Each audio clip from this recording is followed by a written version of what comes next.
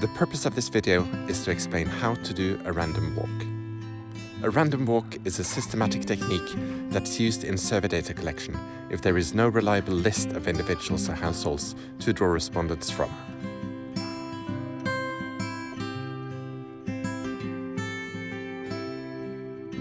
My name is Jessica Hagensanke and I lead the MICNIX survey. And I'm Jürgen Karling, leader of the MICNIX project overall. In MICNIX, we carry out research in 25 research areas. Each research area is divided into clusters. So here, for instance, we have a map of an imaginary research area divided into clusters. Our colleagues do a sampling of the clusters so that we target a specific number of batches of interviews within each cluster. One batch is 20 interviews. So in this case, we imagine that they've done a sampling and they've concluded that each of these clusters will have either no batch or 1 or 2 or 3 batches, depending on the size of the population in the cluster. Now, the challenge is, how do we select the specific households within each cluster where we conduct the interviews? So here, for instance, in this cluster, we know we'll do one batch of 20 interviews, but which households? So imagine that this is our research area in greater detail. Now, the question is, how do we find the 20 households where we do interviews within this red boundary? Normally, the clusters will be bigger than this, but this map serves as a good example to show the principle of doing a random walk. The fundamental principle of doing a random walk is to always alternate between turning right and turning left. So when you walk through a research area to sample respondents, you make a route going right, then left, then right, then left, and so on. There's specific rules in terms of how to do these turns in practice, which you'll know by the end of this video. There are 3 important aspects to random walks. First, how do you begin a random walk? Second, how do you make out the route that you follow through the cluster? And then third, how do you count households along the route? When you start your random walk in a new cluster, you'll be given a sampling interval and a side of the street you're sampling on, and we'll come back to those later. Each enumerator will also be allocated a starting point within the cluster. From that point, your first task will be to determine which direction to begin walking in and at which dwelling to conduct your first interview. Then, when you commence your random walk, your next task will be to find out where to turn at the next intersection. So imagine that this is your starting point underneath this tree. Normally, a tree is a good type of starting point because it's a specific point where you can start to walk. But then you see in front of the tree, there's a row of houses, and you could follow it either in the one direction or in the other direction. So we need a system to know which direction to follow.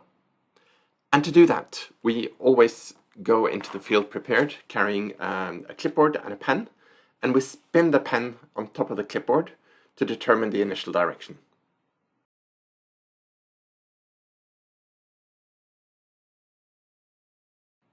So now we'll talk about a few different types of starting points and what to do in different situations. So here the starting point is right at the cluster boundary, along a road that crosses the boundary and takes us into the cluster. So it's obvious that the only way to start the random walk from here is to follow that road leading into the cluster. But after a while, we reach an intersection, and that's where we'll have to spin the pen in order to know how to proceed. So once we get there, we spin the pen, and in this case, it shows us that we should turn to the right and follow that road. Here's another type of situation where there is not only a road leading into the cluster, but there's also a road going along the cluster boundary. So from this starting point, there are 3 different possibilities for where we should start walking. So here we have to spin the pen at the starting point. It shows that we should start walking into the cluster, and after a while we reach an intersection.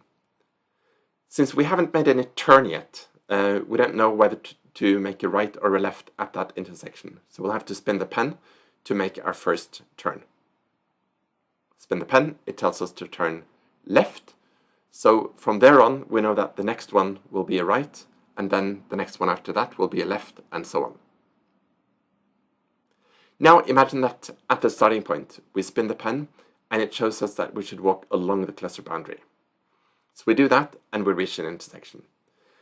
Here's another important rule. Whenever we walk along the cluster boundary and we reach a street that takes us into the cluster, away from the boundary, we follow that street. So that's what we do here, and that will be our first turn. It's a right turn, and that means that at the next intersection, we now will make a left turn. Here's yet another type of situation where the starting point is in the middle of the cluster, and there are 5 different possibilities for where to start walking. So we spin the pen, and it shows us one of those directions. We follow that direction, and we reach the boundary. So now, when we reach the boundary, we know that we'll have to turn either right or left, but we'll have to spin the pen to know which one it should be. So here it tells us to turn to the left. And that means we'll start walking along the cluster boundary. And then when we get to that intersection, we follow the rule that I mentioned, that after having walked along the boundary and reaching a road or a street that takes us into the cluster, away from the boundary, then we follow that street. So then we make a left turn, and when we reach the intersection that happens to also be our starting point, we turn to the right. It doesn't matter that you cross streets that you've already passed or that you reach points where you've already been. A random walk is random in the sense that it also makes twists and turns like that.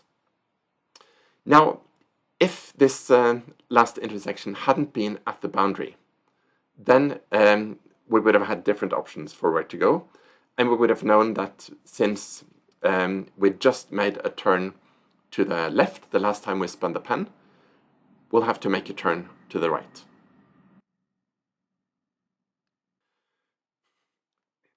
So this is our example cluster again.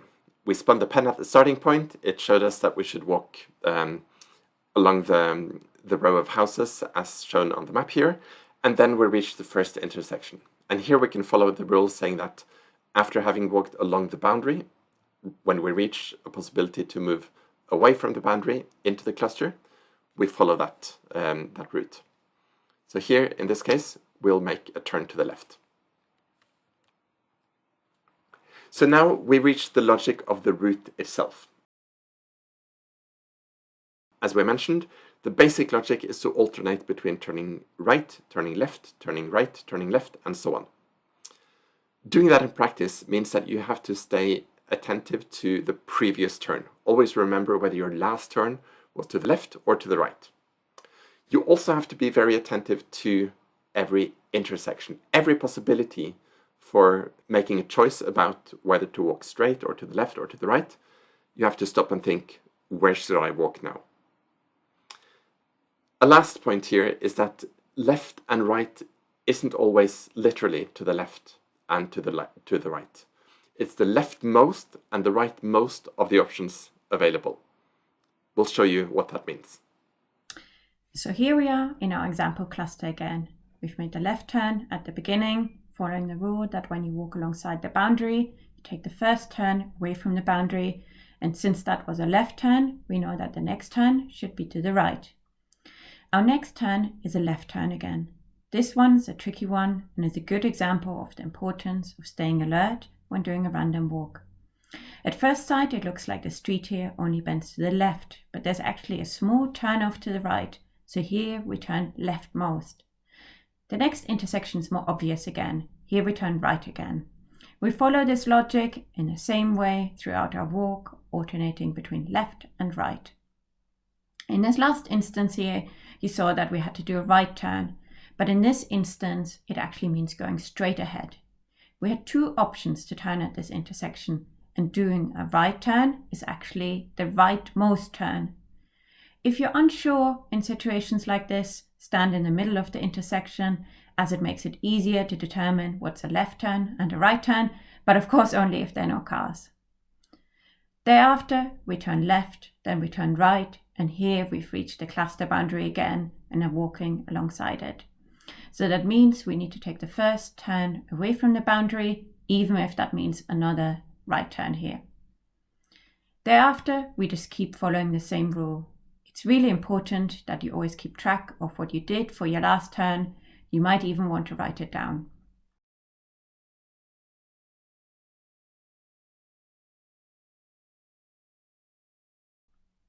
Here you see that we made a right turn, and thereafter the street itself makes a sharp turn to the left. That doesn't matter, it's only the turns that you take at intersections that determine your direction. How the road itself bends doesn't matter. And you keep going in this way until you've reached the end of your random walk. The end of your random walk is determined by the number of interviews you've completed. Your fieldwork supervisor will tell you when to stop. 2 more things to keep in mind. Sometimes you might meet another enumerator and your random walks might even cross. That doesn't matter. You should only never interview the same household. If you take a break while conducting your random walk, you should always note down where you stopped, which household you last counted, and what your last turn was. When you come back, you will commence your random walk exactly where you left it off. As we've already mentioned, intersections can be tricky, so Jürgen will give you some more examples. So here, although it looks like just a street going straight ahead, there are actually 2 intersections. First, there's the possibility to taking off to the right, or you could continue straight ahead, which would then be the leftmost option. And then a little bit further ahead, there's an intersection with a narrow alley taking off to the left, or continuing straight, which would be the rightmost option. So the intersections might not be obvious, but you have to stay attentive to where there is a choice of different directions that you could follow. It doesn't matter if streets are wide or narrow or paved or not. Wherever there is a passageway that people use, you should also regard it as a possible direction that you could follow. So here's an example where you would have to make a judgment. Is this an intersection or not? I would say that it is, because there is the open space to the right of the road, and people do use it to get to their houses or to other streets. So you could see, for instance, are there tracks in the sand that indicate it being used, or are there houses that have their doors onto that open space in the way that we see that some houses do here. So even though the paved road continues only straight ahead, there is an intersection that you have to take into account when you decide on the route for your random walk. Sometimes you also have to consider what makes up one intersection. So in these cases, you see A and B are actually pairs of 2 intersections, while C and D are single intersections. The point is that an intersection is where several roads come together in a single point, and that is not the case in A and B. So here you would have to stop and think twice at each of the 2 intersections in A and each of the 2 intersections in B about which turns you should be making. Whenever you reach an intersection like this one with 2 roads crossing, the only thing that's certain is that you're not going straight ahead, because you will always be making a turn either to the left or to the right. As we mentioned, going to the right is not always literally to the right, and likewise, left is not always literally to the left. Rather, we're talking about the rightmost option and the leftmost option. So imagine that after having made a turn to the left, we get to this point where we'll have to make a turn to the right. And the rightmost option here is to go straight. At the next intersection, we should keep left, which means, again, going straight. Here we make a turn to the right, and it's a regular turn, straight right. At the next intersection, we turn left, and then again, we pay attention to following the leftmost option, which is not the street going straight left, but slightly backwards left. And here we make a right turn, which is actually slightly to the left, because that's the rightmost of the 2 options we have. Here's an example of a street that makes a sharp turn to the left. But as we mentioned, how the street itself turns doesn't matter. It's only the turns that you make at an intersection with several options. At times, your random walk takes you to the cluster boundary, so that's the case here. You've made a turn to the right and you've reached the cluster boundary. And if you were to continue, you would leave the cluster, which you can't do. So you have to turn around at the boundary, and since your last turn was to the right, you count that turnaround as a turn to the left.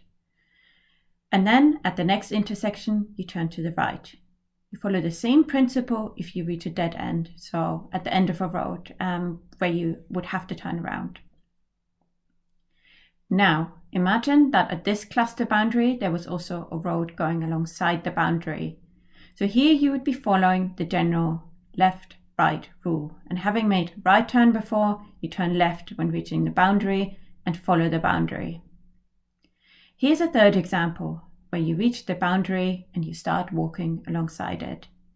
So not bumping into the boundary, but walking alongside it initially. Then, as we've mentioned already, whenever you reach a boundary and start walking alongside it, as soon as there's a turnoff back inside the cluster, you take it. So that happens here at the next intersection. Even though your last turn was to the right, you turn right again to get away from the cluster boundary. So now you've learned how to determine the route of a random walk. Now you'll learn how to count the houses alongside the route in order to find out which ones should be approached to be interviewed. There are a few important principles here. First, each enumerator is only allocated one side of the road. So each enumerator counts only on the left-hand side or only on the right-hand side. Second, there's a specific gap between the households that you approach called the sampling interval. This can vary from cluster to cluster.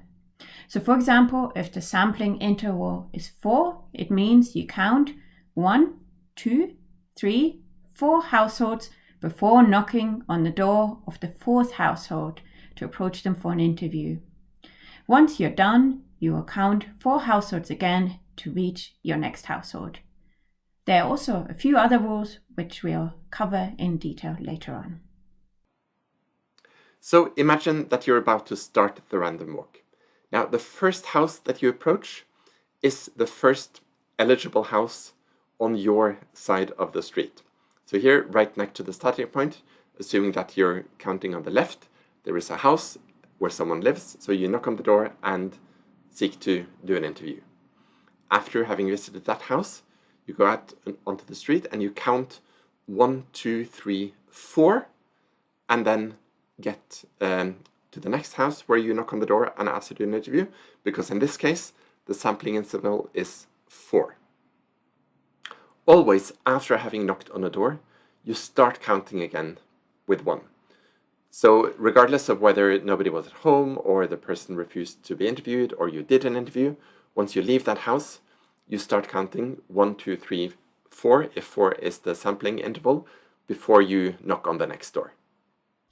The first important rule in counting is to only include houses where someone lives. Sometimes that isn't obvious. So for example, with a shop, you might be inclined to think that it's not a residential building, but the shopkeeper may actually live there with his family. It could be a house under construction, but someone's already living in the unfinished house, or it could be a nice looking finished house, but it's actually empty and only rented out during the holiday season. The second rule is that you should only include houses that have their front door facing the road. So for instance, we previously showed you a photo of back alleys, stressing that it's important to follow back alleys as part of your route. But if there are only back doors in this alley, you shouldn't count any houses while walking there. Here's an example of counting with a sampling interval of 4. And it shows some examples of which houses to include and to exclude along the route. So first, we see that house B should not be included because their front door, is not directly facing the route, since we're turning to the left in that intersection. Then we should also not count house C, because we're only walking along the side of that house, so even if there is a small side door, the main door is not facing the route. Finally, we should exclude house A, and that's because we should assume that we're walking along the middle of the road and then making a turn, and then house A doesn't actually have a door that faces directly to our route. The one next to it, which has the count 2, does have a front door facing the route, so we should include that one, but not A. So think of this middle of the road principle to decide which houses to include and exclude in cases like this one. This illustration is also in the enumerator's guide, and it's a good example to test yourself and consider which of these 6 doors should I be knocking on if I'm counting on the left and turning to the left, counting on the left and turning to the right, counting on the right and turning to the right, and counting on the right and turning to the left. So each of those 4 different scenarios, which of the doors A, B, C, D, E, F should you be knocking on? Test yourself and check the answers in the enumerator guide. The next rule is to count every household in the dwelling. So we're not actually counting houses, we're counting households.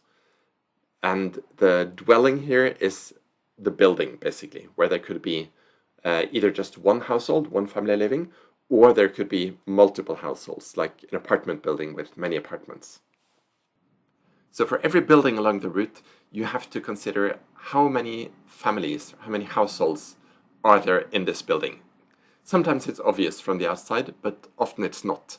And then you have to look at details such as the number of doorbells or maybe the number of balconies, and then try to figure out whether someone is also living in the ground floor or whether the ground floor is only used as a commercial space. When it's not possible to see, you might have to ask neighbors or residents or others in the area who would be able to tell you. Here's an illustration of how we do the counting along the route. So we start with house number 1, a regular single household dwelling. Then house number 2 is a bigger house, but we find out that there's only one family living there. So that's number 2. The next house we skip because it's abandoned, nobody lives there. Then we get to an apartment building and we figure out that there are 8 apartments there. And when we have a multi-household dwelling like this one, we always count in a sequence starting from the left to the right and going up, then going down, and if necessary, going up and down again if there are multiple staircases. So here we count 3, 4, and 5 is our sampling interval, so then we make note of the apartment that is our 5th count, and then we continue 1, 2, 3, 4, 5, and we have another apartment in the same building that should be approached. So then we ring the doorbell of the first apartment that we identified, and then afterwards we go to the other apartment that we had identified in that building. And then after reaching the sampling interval of 5 in the apartment building, we proceed out on the street again. We reach a house where there is a shop on the ground floor, but there's an apartment above it. So that's another household. We start again at 1. Then we get to a building which is only a shop, so nobody lives there. And then we get to another multi-household dwelling with 1 family living on each floor. So we count 2, 3, 4. And then 5 is another single household dwelling. So now we've been through how to do a random walk. As you've seen, there are many specific rules that you have to learn and follow for how to start, what to do at intersections, what to do at the cluster boundary, how to count households in buildings with multiple households, and so on. So you have to learn the rules and keep them in mind as you do the random walk. We should also stress again that you have to be very attentive to intersections, that not every intersection is immediately visible as an intersection. But to do the walk correctly, you have to stay attentive and always consider, is this an intersection? And if so, where should I turn? Lastly, There are many cases in which you can't find out everything that you need to know just by looking, and you'll have to talk to people who live there. That's especially to find out whether somebody lives in a house or if it's empty. And in buildings that might have many families living there, you might have to ask local residents how many families actually live in that building before you can do your count. So we wish you good luck doing your random walks. It will take some practice to get used to, but after a while you will master it.